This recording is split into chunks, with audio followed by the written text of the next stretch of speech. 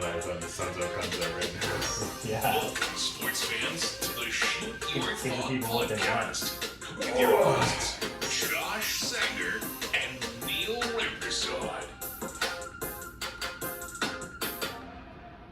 Hello and welcome back to the Shoot Your Thought podcast. If you're watching this on YouTube, I am Sunzo Gunzo. It was unintentional, but here we are. I usually put on a sweater before you start recording, but You gotta go suns out more often though. Look at that camera standing going on right yeah, I'm looking at myself in the camera there, and it's not looking great. Yeah. And I actually go out in public like this, believe it or not. I just walk around just like an idiot, like walking around thinking that I'm still wearing a shirt. You just gotta even out the tan a bit, and just start wearing. Summer's almost over. I don't Wear have the time to do Kobe Iverson armband and then just go out in the sun so you can even that. out. So I look like even more of a loser. Yeah. Just I walking mean, that around would with be an impossible armband. for you, but I'm gonna try and make it work. you got it. Hopefully. We got football back, Neil. Oh, it's back. We got football back. Oh, it's back. And we had a game on Thursday, and we're going to talk about that game because what a game it was. Been waiting so long. We had a lot of questions that needed answered, specifically in this game. There's a whole lot more questions that need to be answered for tomorrow's games. But for the Bills and Rams game that happened on Thursday, oh my God, the hype was real. I don't know if you saw, but The Rock was there at the beginning of the game again, like he was at the Super Bowl. Super Bowl was also at SoFi Stadium. This is back at SoFi Stadium, the Rams house. He didn't give like a whole speech. He just came out and he's like, Rams Nation, are you ready to Rampede? And then he, walked off into the sunset like He'll do anything for money nowadays. Literally, he'll do literally anything. do anything. You can see if we can do a promo for our show. Yeah, if we give him enough. I mean, If we go do it at SoFi, I think he might do it. if we do a recording at SoFi Yeah. Stadium, Rock, yeah. You heard it listening, here Rock? first. Yeah. We want you I'll for an send this- opening promo. I'll DM him this episode here. But no, the hype was real for this game. It was you could tell the place was packed, which you don't usually see in LA for any game for that matter.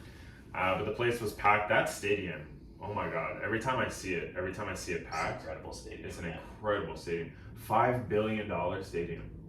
Yeah. That's insane. The stadiums, like, it started with San Francisco Stadium and Dallas, the Cowboy Stadium, SoFi, Raiders now have a ridiculous stadium in Vegas. Yeah.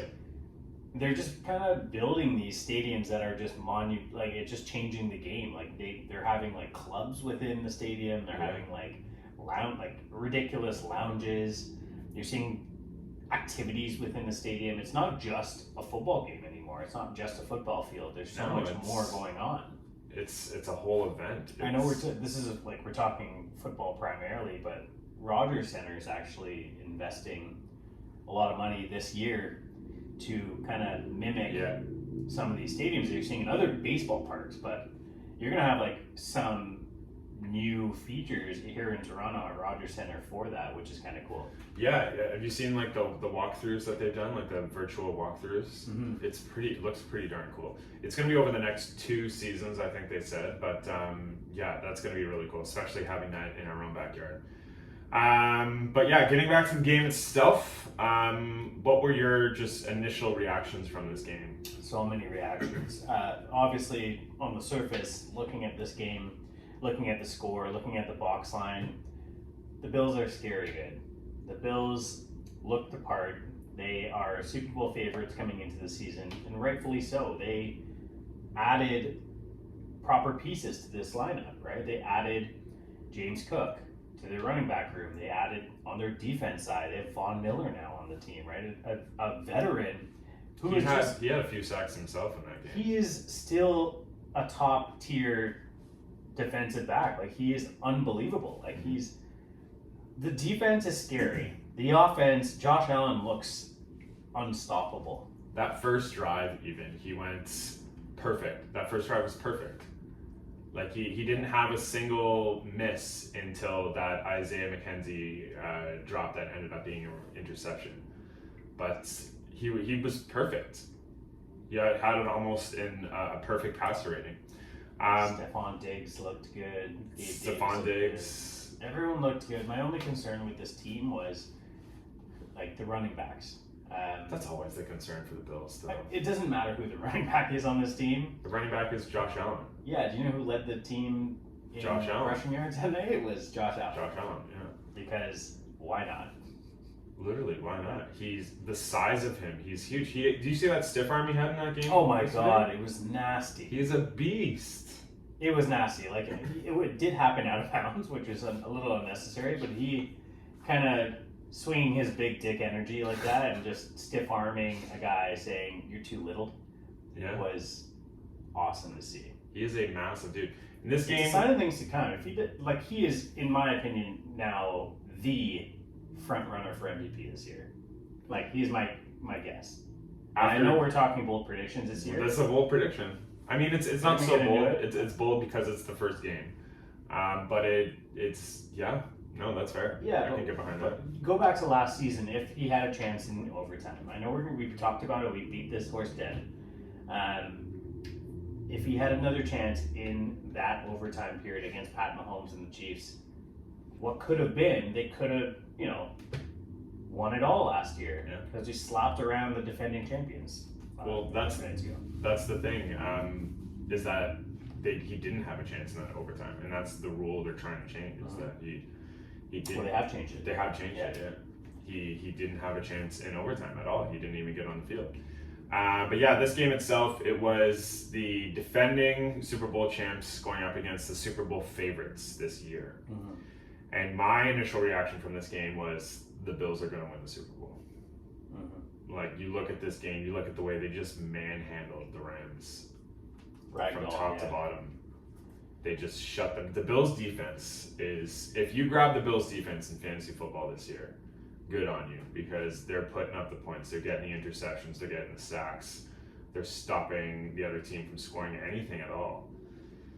And they look good. And to win a Super Bowl, you need to have a very good defense, and they have that. Now, one thing that remains the essential, we can say that they're Super favorites. They're going to win the Super Bowl. But it's a long season. It's 17 games. Health remains a concern. The grind, the injuries, things happen throughout the year. Let's see where they are halfway through the season when we do our recap. But they certainly look the part right now. Are you worried about the Rams at all? No. There's a lot of. I mean, we're about to talk about like specific players on the Rams, but no, I wouldn't say I'm worried. I think this was a game where they could not get it going. You even hear Sean McVay, the coach of the Rams, talk about the game afterwards, saying we just couldn't find a rhythm. Talking about specifically Cam Akers. Yeah. Because if you had Cam Akers on your fantasy team, obviously you drafted him to start him. Yeah. And you started him in this game, and he ended up going 3 for 0. 3 rushing attempts for 0 yards. Yeah, words come out that he wasn't initially meant to play this game, but Sean McVay, doing the most Sean McVay thing possible, didn't come out to the media and disclose this. Just put a little came out and said that he expects more from Cam Akers. Sean McVay is a great head coach. This is his 5th year in the league. He's already had a title. He's already looked the part. He's a genius, right? Like, he's Sean McVay. He has a method to his madness. Yeah. We talked about this before we started recording. He usually goes with just one main bell cow, and then maybe a complimentary like third down back for his running back game. And historically, like with Todd Gurley, we saw it last year when Cam Akers went down, he went with Darrell Henderson, and then when Darrell Henderson went down, he went with just Sony Michel. It wasn't a 1A, 1B scenario, so I expect this to be a 1A, 1A. Like, it's only a 1A, so you're gonna have one person lead the charge here, and then have someone complement that. Whether it's Henderson or Akers, maybe it's Henderson for a little while, and then Akers gets healthy and then becomes that. Remains to be seen, but yeah, and you hear about them trying to ease him in, but he played the playoffs last year. Like I know he had the minor injury this off season, but that shouldn't be enough to ease him back into it because he played the playoffs. He did. And you know who didn't play the playoffs but was healthy? Darrell Henderson. He played some snaps. That's what I mean. Like, but who was the number one? Cam It was Akers. Cam Akers. Even with how poor he was playing, that's why I'm so high on Cam Akers when everyone else isn't. Is because Sean McVay has openly said, "Hey, Cam Akers is our guy." So Yeah. I mean, we're gonna see what happens next week. They're against Atlanta next week. Yeah. It's a very bad defense, on paper at least. We'll see what happens. We'll hopefully get more clarity on this. If you're someone like me who has Cam Akers and Darrell Henderson, what the fuck do you do? I took both because I felt like this might be a scenario that needs to be played out. Yeah. And here we are. It's week 1. Don't worry. Cam Akers gave you 0 points, but you'll survive. It's a long season. That's not going to be his season. Like I said, like this, I think you can throw this game out as for the Rams at least, because like you said, next week they play Atlanta. You're going to be starting your running backs for the Rams. Which running back you're going to be starting? Pay attention this week to the injury reports. Pay attention to the practice reports. I know Sean McVay doesn't like to usually say things in the media, but just pay attention to those reports for sure. Or he straight up lies. Or he lies. Yeah. That's also true. What about Allen Robinson? We had such high hope for Allen Robinson this offseason, coming from the Bears, coming over to the Rams, getting a brand new quarterback, They gave him so a much brand new money, offense. They gave him so much money. And it turned right back into the Cooper Kupp show. Cooper Kupp started this game on fire, and he finished this game on fire, no matter what. Allen Robinson did have a red zone, or an end zone target, I should say. But he obviously didn't come down with it. What was the stat line? One for... He had 2 catches. 2 catches? 13 yards or something. It was something very, very bad. It's like one of his worst games of his career. And Allen Robinson has had a tough career filled with horrible quarterback play. What worries me beyond just his performance is the performance of quarterback John Matthew Stafford. And I don't know, like there's coming out of the offseason where there's all this talks on his elbow, he's going to need major surgery, he doesn't have the same strength, he doesn't have the same accuracy. We saw it all on display in this game. Yeah, it's still early, but the early returns on Matt Stafford is not good. And that does not bode well for someone like like an Allen Robinson. Cooper Kupp is next level. Like, he's going to get his. Yeah, you can't guard Cooper Kupp. He's going to get his. I don't know if you saw the videos and the photos, but they're putting random guys to run next to Cooper Kupp on the Rams side. As decoys. As decoys. But the thing is, no one is better than Cooper Kupp than after the catch. So Cooper Kupp can catch the ball a yard away and turn it into a 20-yard play. Like, that's who Cooper Kupp is. Like, he is the best receiver after the catch. So a lot of the yardage that he got was after the catch last night, or 2 nights ago. I am worried about Allen Robinson. I'm worried about Matt Stafford. Didn't look good that game. 3 interceptions is not good. Yeah, it was a good defense, but I'm worried about this team. Yeah, I wouldn't say. I mean, like obviously, like I talked about before, if you drafted Cam Akers, if you drafted Allen Robinson, you drafted them to be your starters, right? So next week, I don't think you have a choice to sit Cam Akers or sit Allen Robinson. You're going to be starting them and just kind of hope for the best. Yeah, against Atlanta. Against Atlanta, yeah. If it happens to be a repeat performance of what we saw against Buffalo, then yes, the meter gets tilted a bit. Yes. Because, Allen Robinson last season, if you look at last season and last season alone, he was horrible. He was getting dropped. As a top-tier wide receiver to get dropped mid-season. And he was drafted top 15 this year. Yep, exactly. Unbelievable. So, these people are all just throwing out last season as, like, oh, he was on the Bears, it was a terrible offense, which it was. Yeah. But getting drafted, as high as he's getting drafted now, you're expecting big things from Allen Robinson. And you look at that game, and that's exactly what he did last season. Absolutely nothing. It's true. So we'll see. We'll wait and see with this approach, I guess. Yeah. What are some other? Do you have any other takeaways from this game at all, or? Not really. I mean, like it's good to have football back. Everything that we saw, like the Bills were favored coming into this game. Everyone was talking about how Sean McVay has not lost an opening game in his career. He was 5-0. He's now lost a game. 5-1. Teams have Super Bowl hangovers.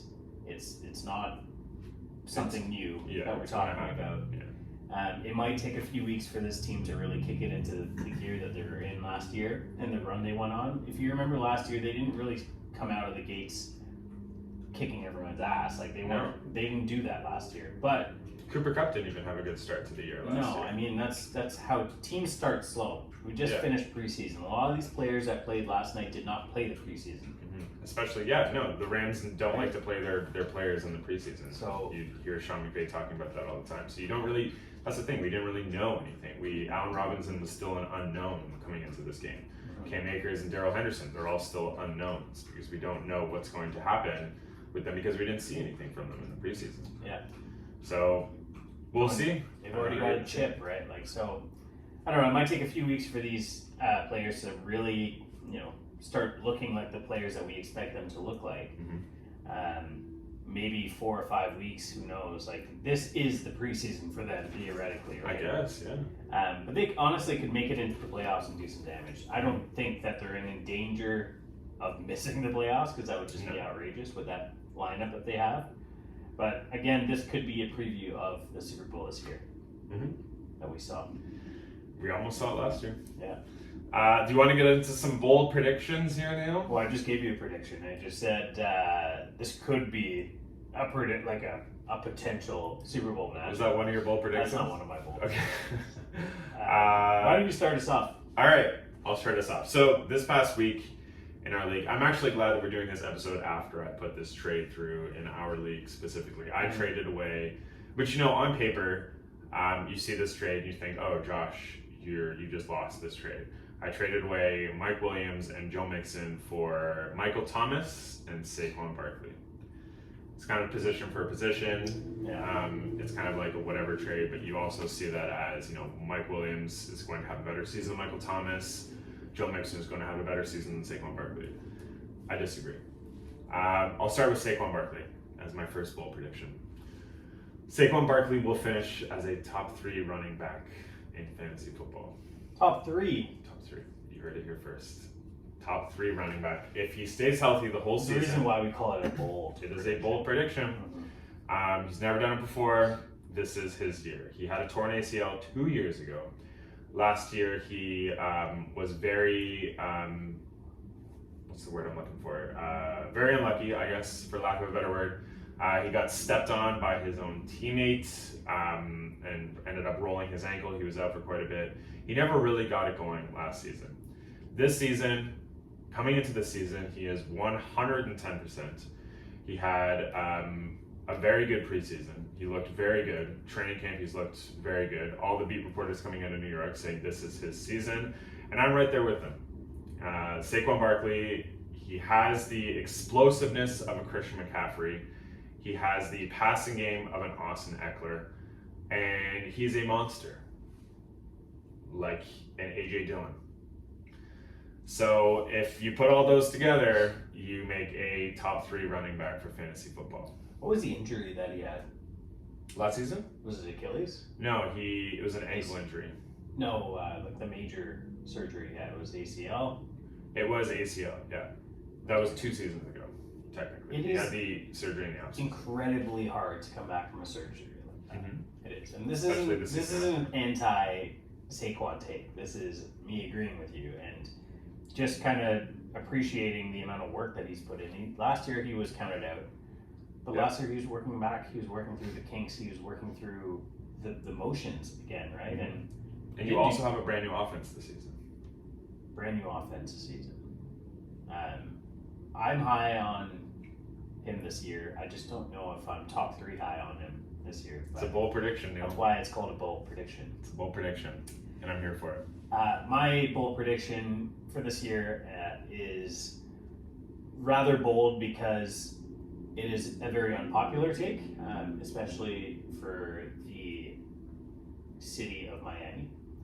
I don't think the Miami Dolphins are making the playoffs this year. Interesting. I don't think they are. Interesting. That is a bold prediction. I don't think that they are a playoff team. I don't think Tua Tagovailoa has anything. I don't think he's a top 15 quarterback. I don't think he's a top 20 quarterback.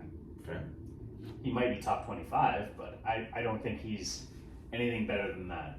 And he needs to be better than that for this team to be a playoff team. Mm-hmm. Their running backs are Raheem Mostert, who is built of glass, and Chase Edmonds, yeah. who is also built of glass. Chase Edmonds is a great pass catching back, so yeah, he's going to be good for those intermediate passes from Tua. Having the addition of Tyreek Hill definitely helps, but Tyreek will likely be asking for a trade 4 weeks in because he's going to be so frustrated with this offense. Because they're going to go 0-4 to start the season. Jalen Waddle, who looked good last year, Mm-hmm. went to college with Tua and still didn't have the Jamar Chase type season with his college quarterback that everyone expected last year. It just didn't happen. He could have a good season, but he's not going to match the numbers that he had last year because Tua's there. Too many mouths to feed. Because Tyreek's there. Because Tyreek's there, sorry. Everyone's saying Mike Gesicki shouldn't be drafted. He's going to have a horrible season. He had a drop off last year. You're going to see that from a lot of players this year. Well, Gesicki's even come out and said that his role is different now. He's now a blocker. He's a blocker. Yeah, he's not a tight end anymore. Like Tyreek Hill is not, in my opinion, he's not a top 15 wide receiver anymore. If Allen Robinson is being drafted higher than Tyreek, I don't know. I'm kind of viewing Tyreek like an Allen Robinson this year. Yeah, I guess my bold we've never really seen the drop off from Tyreek, though. That's the thing. With Allen Robinson, we saw the drop off all last season. Yeah, but who was his quarterback his entire career? What, Tyreek? One of the best quarterbacks we've seen in the last 10 years. You know, Or ever. or ever. Yeah. You know. No, that is a bold prediction. Miami doesn't make the playoffs. They I are don't think Miami poised. makes playoffs. They are poised to have a very good season on paper. All the beat reporters are coming out and saying how much. All the analysts are coming out and saying how great of a season Miami is going to have.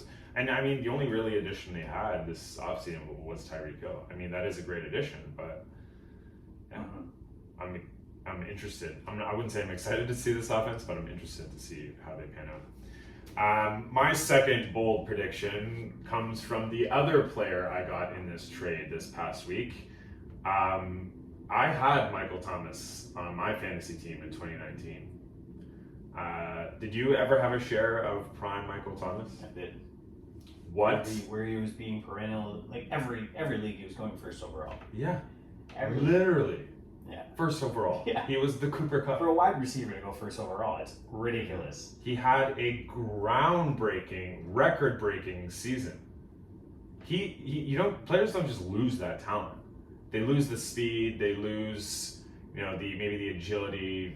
The talent stays there. I'm gonna let you finish, and then I'll give you my 2 cents. I'm gonna let you finish. I'm gonna let you finish. The talent's still there. He is still that guy. Yeah. He hasn't just been sitting on a couch the past 2 seasons. 2 seasons ago, he tried to make it on his injury. He ended up not doing it. Last season, we don't really know if he sat out the whole season because of his injury or because of the contract talks, because of the coaching. There were some rumors that Sean Payton and him didn't get along. Sean Payton's now gone. Michael Thomas is back.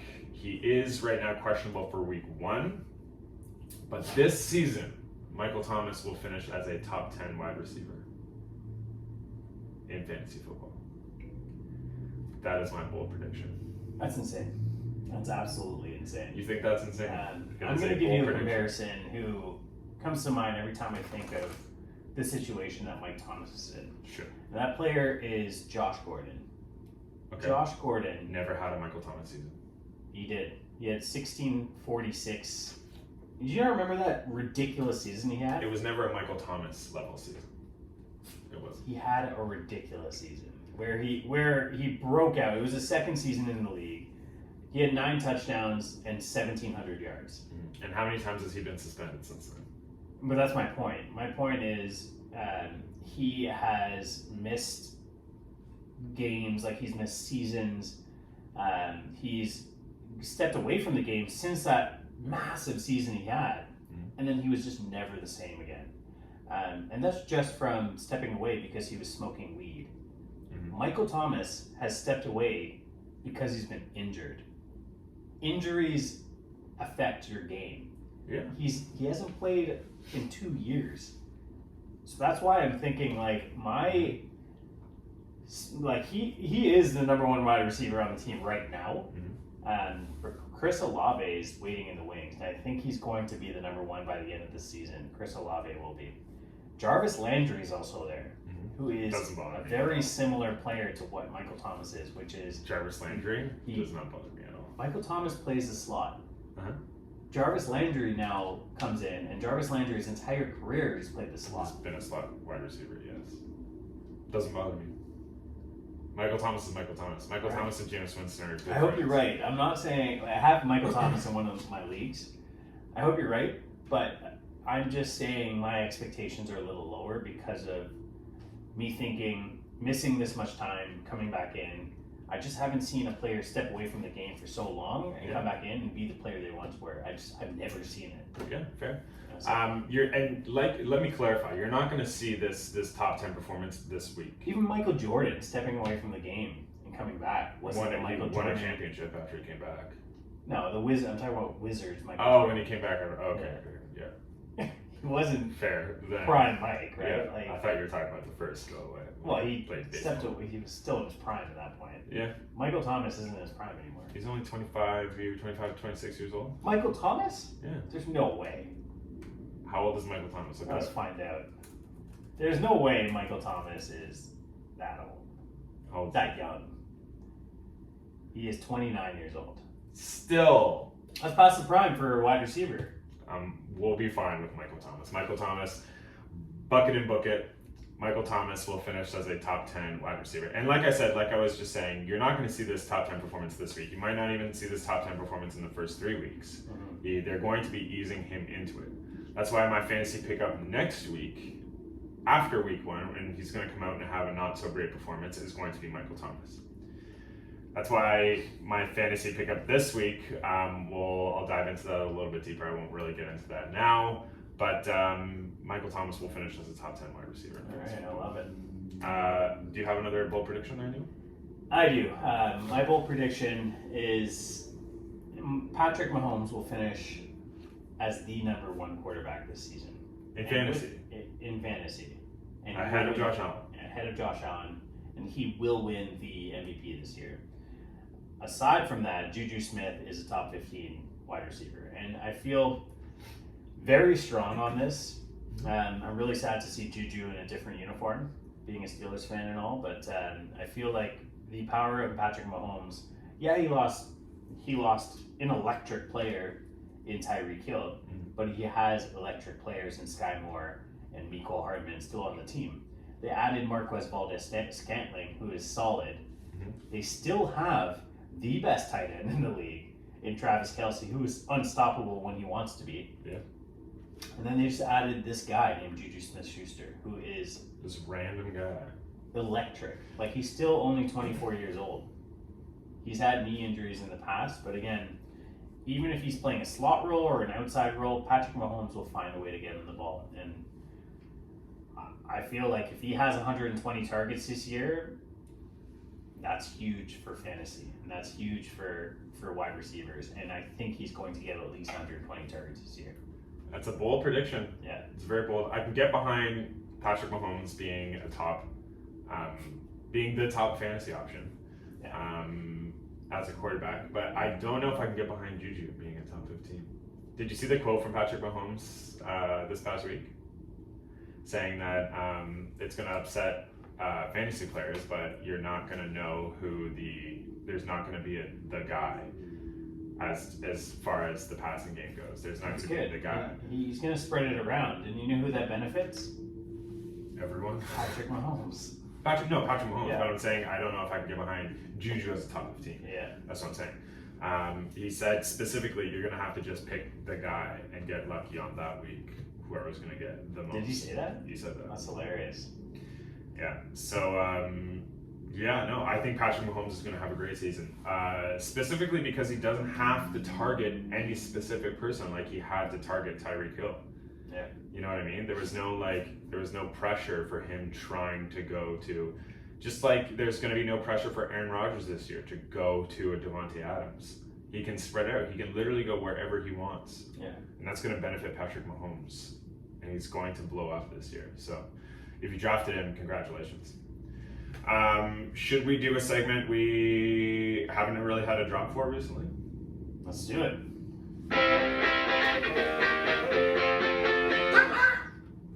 Would you like to start us off in Yeah. our fantasy pickups of the week? Inaugural week 1. Yeah. FPOW, fantasy pickup of the week. Mhm. My first player that you should target and get into your lineups is AJ Green. Old gonna man AJ Green. Good week this week. AJ Green I can get is behind this. the last man standing in Arizona in that wide receiver room. They're banged up left and right. They still have a suspended DeAndre Hopkins. They lost Christian Kirk. Rondale Moore is now out for several weeks. They just have no one in there. Zach Marquise Ertz is Brown. now out too. Marquise Brown is there, but he's questionable to play. Zach Ertz is probably not going to play I week think he's 1. doubtful right now. Kyler Murray has to throw the ball to someone. Like, Andy Isabella isn't it. Like, he's not the guy. AJ Green has proven himself to be capable. Yeah, he's way past his prime, but he's still able to catch balls. So, I mean, you're probably going to get a good, if not great, fantasy game out of him in week 1. So go out and get him. I think that's a good call. I think that's a very good call. My first fantasy pickup of the week, I'm going to say his full name right now, Albert Okwuegbunam. The tight end for the Denver Broncos, coming into a brand new quarterback, brand new offense. Russell Wilson, this is the revenge game. Yeah. Denver plays Seattle, week 1, bucket and book it. I've said that one too many times on this episode today. Bucket and book it. Bucket and book it. Love that. This Sunday, it's Denver versus Seattle. It is Russell Wilson's chance to show Seattle what they lost. He is going to be on fire in this game. And who that's going to benefit? Everyone, including Albert Okwuegbunam, the tight end for the Denver Broncos. Say his name with me, Neil. Albert Okwuegbunam. Okwuegbunam. That is the first and only time Neil's going to say his name correctly. Not going to say it. No.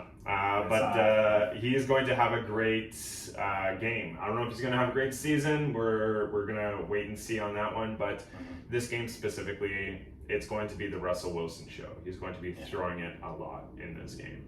Yes, you're going to see Javonte Williams and Melvin Gordon go off as well. But it's going to be primarily the passing game. I like it. I like that prediction. Although bold, I can get behind it. It's bold. Here we are. You Are just you added saying AJ Green. You literally just added AJ Green while I was talking. Oh my gosh. Okay. I was actually thinking about going to pick him up after.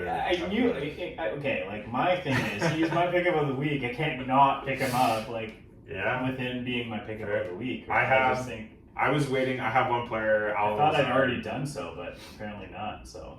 Well, I'm waiting for someone to go on the IR or have the little O beside their name saying they're out, so I can put them on the IR and pick up someone. So I was going to go and pick up AJ Green, but you literally just did it. I'm not going to allow you to do that. All right, go ahead. My other pickup of the week this week is a player that probably is available in many leagues. But if you don't already have insurance on your team, I recommend having insurance, especially if you have star running backs. Alexander Madison comes to mind, Tony Pollard comes to mind. But again, you need these type of insurance players. And with that, my one insurance player that I want to talk about is Tony Pollard. And Tony Pollard is widely drafted, but again, in the leagues that he isn't drafted, he should be drafted. Mm-hmm. Everyone is really high on Zeke, including the owner, Jerry Jones. Zeke played every game last year, but he isn't effective. Yeah. And he's another year older this year. And with that, I think Mike McCarthy is going to lean on Tony Pollard a little bit more. He looked electric when he was on the field last year. I think he's going to break out. If he's on your waiver wire, go pick him up, because even if you have him on your bench, when they do decide to go to him and see his potential, they may go with him as the number one.